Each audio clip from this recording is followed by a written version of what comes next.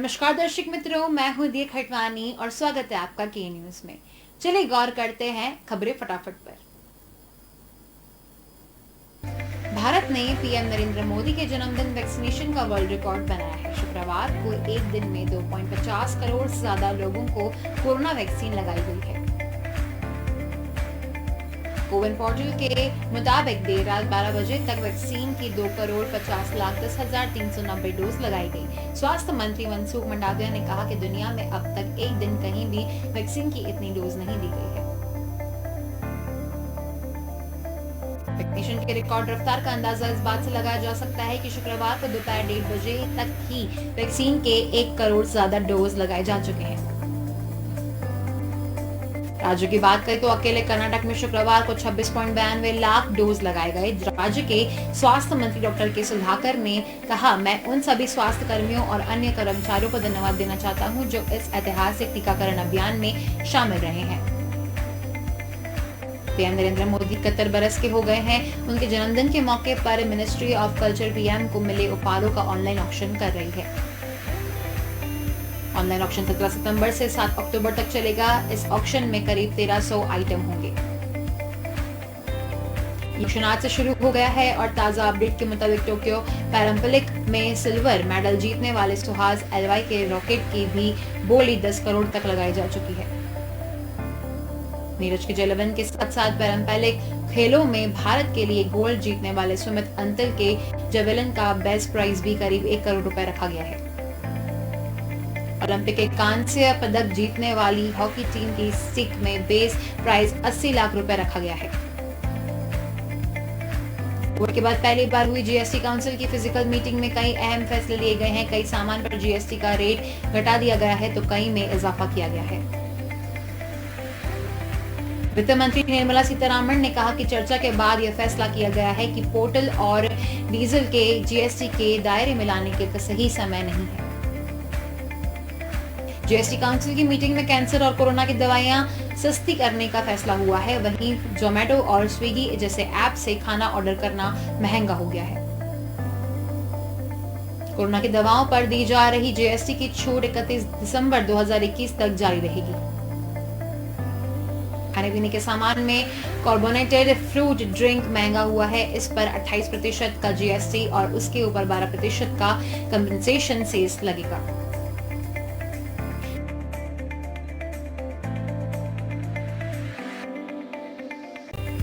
सरकारी स्पोर्ट वाले training programme में शामिल है और जिसका 25% तक खर्च सरकारी उठाती है। चार धाम यात्रा की शुरुआत होगी। उत्तराखंड हाईकोर्ट ने यात्रा पर लगी रोक हटा दी है। कोर्ट ने कहा कि यात्रा करने वाले सभी लोगों को पहला रजिस्ट्रेशन कराना होगा। कोविड नेगेटिव रिपोर्ट और वैक्सीनेशन का सर्टिफिकेट भी साथ रखना जरूरी है। उत्तराखंड के मुख्यमंत्री पुष्कर सिंह धामी पूजन अर्चन के साथ यात्रा की शुरुआत करेंगे। महाराष्ट्र के पूर्व गृह मंत्री अनिल देशमुख ने एपीआई सचिन वाजे को अपने निजी सहायक कुंदन शिंदे को सरदारी गेस्ट हाउस के बाहर और राजभवन के पास 2 अलग-अलग मौकों पर 4.6 करोड़ रुपए कैश से भरे 16 बैग सौंपने का निर्देश दिया था। खुलासा प्रवर्तन निदेशालय की ओर से हाल ही में विशेष पीएमएलए कोर्ट में दायर चार्जशीट में हुआ है। चार्जशीट में सचिन वाजे के साथ ईडी की कुछ शैक्षणिक संस्थानों को चलाने वाले एक ट्रस्ट और नवी मुंबई के एक कंपनी को भी शामिल किया है।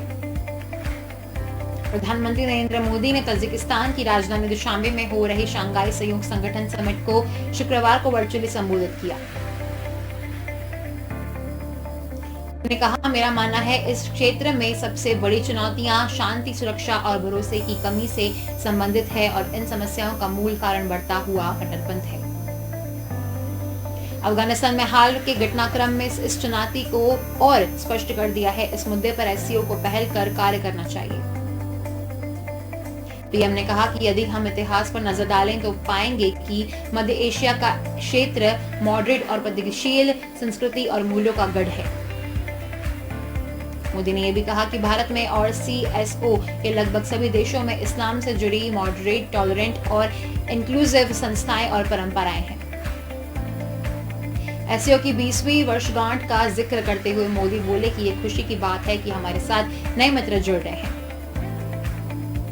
पीएम नरेंद्र मोदी ने कहा कि अफगानिस्तान में हाल के घटनाक्रम का सबसे अधिक प्रभाव हम जैसे पड़ोसी देशों पर होगा। पहला मुद्दा है कि अफगानिस्तान में सत्ता परिवर्तन इंक्लूसिव नहीं है और बिना नेगोशिएशन के हुआ है। पंजाब कांग्रेस में मचे घमासान की वजह से सीएम कैप्टन अमरिंदर सिंह की कुर्सी खतरे में पड़ी है। कैप्टन के नेतृत्व से नाखुश 40 विधायकों का खत आने के बाद शुक्रवार को पंजाब कांग्रेस प्रभारी हरीश रावत ने सोनिया गांधी से मुलाकात की थी। पंजाब कांग्रेस विधायक दल की बैठक में केंद्रीय प्रेक्षक के तौर पर अजय माकन व हरीश चौधरी भी मौजूद रहेंगे। विधायक दल की बैठक कांग्रेस हाईकमान के 18 सूत्रीय फॉर्मूले को लेकर है। हालांकि बागियों के रुख को देखकर स्पष्ट है कि इसके जरिए कैप्टन के खिलाफ अविश्वास प्रस्ताव लाने की तैयारी है। विधायक दल की बैठक होने का पता चलने की कैप्टन अमरिंदर सिंह ने भी अपने करीबी विधायकों को सीसवा फार्म हाउस में बैठक लिए बुलाया है। उत्तर प्रदेश की राजधानी लखनऊ से दर्दनाक तस्वीर सामने आई है। यहाँ के वीआईपी इलाकों में शुमार जानकीपुरम में एक शिकले वाले की लाश मिली है। पुलिस अफसरों का कहना है कि बारिश के बीच तार टूटकर गिरने से मौत हो सकती है। पुलिस हत्या के एंगल से भी मामले की जांच की जा रही है। जानकीपुरम इंस्पेक्टर कुलदीप सिंह गौरव ने बताया कि गुरुवार को हुई बारिश के चलते जानकीपुरम सेक्टर 1 में आकांक्ष चौराहे से जानकीपुरम थाना की तरफ आने वाले रास्ते पर जलभराव हो गया था। राजस्थान सरकार के कोरोना मामलों में कमी के बाद अब पहले से ही 8वीं तक कक्षा के लिए स्कूल खोलने का फैसला किया गया है। 20 सितंबर से 6वीं से 8वीं और 27 सितंबर से 1ली से 5वीं क्लास तक के बच्चों के लिए स्कूल खुलेंगे। रेस्टोरेंट पूरी तरह क्षमता के साथ सुबह 9 से रात 10 बजे तक खुल सकेंगे। जिम, योगा सेंटर सुबह 6 बजे से रात 10 बजे तक खुल सकेंगे। 20 सितंबर के बाद कलेक्टर की अनुमति से पशु मेले लग सकेंगे। इनमें कोरोना गाइडलाइन का ख्याल रखना होगा। पीएस हीरालाल व महिलाल कांस्टेबल को शुक्रवार दोपहर एसओजी ने पॉक्सो कोर्ट में पेश किया गया। आरोपियों के वकील फारूक अलवी ने पॉक्सो एक्ट में मामला नहीं बनने का तर्क दिया था। एसओजी ने कोर्ट में कहा कि अभी दोनों से कई बिंदुओं पर जांच करनी है। जांच में कई सवालों को लेकर पूछताछ की जाएगी। निलंबित आरकेएस हीरालाल सैनी ने व कांस्टेबल में 10 जुलाई को पुष्कर के रिसोर्ट में वीडियो बनाया था। अभिनेता सोनू सूद के घर और दफ्तर समेत 6 ठिकानों पर इनकम टैक्स डिपार्टमेंट की रेड लगातार तीसरे दिन भी जारी रही। सूत्रों ने दावा किया कि आईटी डिपार्टमेंट को इस छापेमारी में पर्सनल फाइनेंस से जुड़े एक मामले में टैक्स की गड़बड़ी की जानकारी मिली है। शूटिंग के लिए सोनू ने जो पैसे लिए थे उनमें भी अनियमितताएं मिली है। इसके बाद इनकम टैक्स विभाग सोनू के चैरिटी फाउंडेशन के अकाउंट की जांच भी कर रहा है। आज कार्रवाई खत्म हो सकती थी और उसके बाद डिपार्टमेंट एक प्रेस कॉन्फ्रेंस कर इस मामले से जुड़ी जानकारी सार्वजनिक कर सकते हैं। इनकम टैक्स डिपार्टमेंट के अधिकारियों ने सोनू सूद के घर पर मौजूद उनके परिवार और स्टाफ के लोगों से भी पूछताछ की।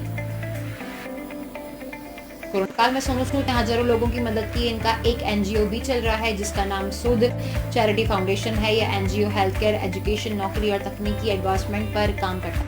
27 अगस्त को दिल्ली सरकार ने सोनू को स्कूली छात्रों से जुड़े प्रोग्राम का ब्रांड एम्बेसडर बनाया है। आरएसएस प्रमुख मोहन भागवत ने शुक्रवार को अपने उदयपुर प्रवास के दौरान संघ के प्रचारकों के साथ बैठक की। भागवत ने शुक्रवार को क्षेत्र और चित्तौड़ प्रांत के प्रचारकों के साथ संगठन के प्रचार और विस्तार पर बात की। मोहन भागवत के उदयपुर में अपने पहले दिन की शुरुआत अल सुबह आरएसएस के तय रूटीन के अनुसार की गई। राजस्थान में अब अगले 6 महीने के लिए बिजली संकट टल गया है। अगस्त महीने में कमजोर मानसून और गर्मी के कारण बिजली की मांग बढ़ गई थी। दीपावली तक खपत कम होने के कारण बिजली की मांग कम रहती है। इसके बाद ठंड शुरू हो जाएगी। आंकड़ों से पता चलता है कि बिजली का संकट अगस्त के महीने में पैदा हुआ था। 19 अगस्त को 111,000 लाख यूनिट की अतिरिक्त खपत हो गई थी क्योंकि मानसून कमजोर पड़ गया था। सितंबर में मानसून के दोबारा सक्रिय होने के बाद रजिस्ट्रेशन राजस्थान में अब तक सामान्य से 3% ज्यादा बारिश दर्ज की हुई है। मौसम विभाग के आंकड़े मध्य प्रदेश, छत्तीसगढ़, गोवा, उड़ीसा का बड़ा इलाका और उत्तर पश्चिम भारत और उत्तरी भारतीय राज्यों में बारिश का टोटा रहा। यहाँ 30% तक कम बारिश दर्ज हुई। इस कारण राजस्थान के अलावा कई दूसरे राज्यों में भी बिजली की किल्लत पैदा हो गई। तो खबरें फटाफट में बस इतना ही। अधिक जानकारी के लिए देखते रहिए के न्यूज। नमस्कार।